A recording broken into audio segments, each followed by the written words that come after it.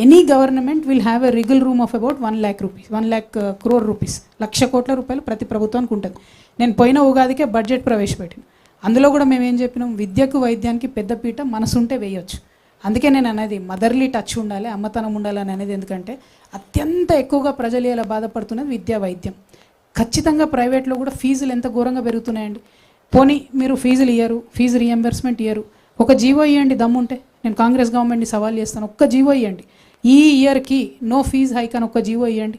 ఇక్కడ మీరు కూర్చున్న జర్నలిస్టులు కూడా కడుతున్నారు కదా ఫీజులు, 25%, 30%, 40% పెంచినటువంటి స్కూళ్ళు కూడా ఉన్నాయి. ఒక్క జీవో ఇవ్వండి. అది మీరు చెప్పిన మాటనే కదా, ఫీజు నియంత్రణ చేస్తామని మీరే చెప్పిన మాట కదా. సో ఖచ్చితంగా గవర్నమెంట్లో ఉండే రిగిల్ రూమ్కి నా ప్రాధాన్యత అంశాలు, నా ప్రజలకు కావాల్సిన ప్రాధాన్యత అంశాలు విద్యా వైద్యం. దానికి అవుట్ రైట్గా 30 వేల కోట్లు పెట్టినా కూడా, 60,000 కోట్లు పోయినా కూడా, యూత్కి ఇచ్చే లోన్లు ఒక 10,000 కోట్లు పోయినా కూడా, వ్యవసాయానికి ఇచ్చేటటువంటిది ఇంకో 10-15 వేల కోట్లు పోయినా కూడా, ఇంకో 10,000 కోట్లు కూడా అదనంగా ఉంటాయి. అంటే 1,00,000 కోట్లు నువ్వు ప్రజల కోసం పెట్టాలని అనుకుంటే ఆ బడ్జెట్ అదనంగా ఉంటుంది. నేను లెక్కలు మీకు మీదనే చెప్పిన కదా, ఇంకా డీటెయిల్గా కూర్చొని చేస్తే చాలా అవకాశాలు ఉన్నాయి. కానీ ప్రభుత్వాలకు చేసే చిత్తశుద్ధి లేదు, ఆలోచన లేదు. ఖచ్చితంగా మేము వచ్చినాక విద్యా వైద్యానికి అత్యధిక ప్రాధాన్యత ఇస్తాం, కంప్లీట్ ఫ్రీ ఇస్తాం. మీరు ప్రైవేట్ స్కూల్లో చదువుకుని, ఎందుకంటే వాళ్ళు మా రిసోర్సెస్ కదా, చదువుకొని రేపు పొద్దున వాళ్ళు మనకే సంపాదించి పెడతారు కదా, అంతే.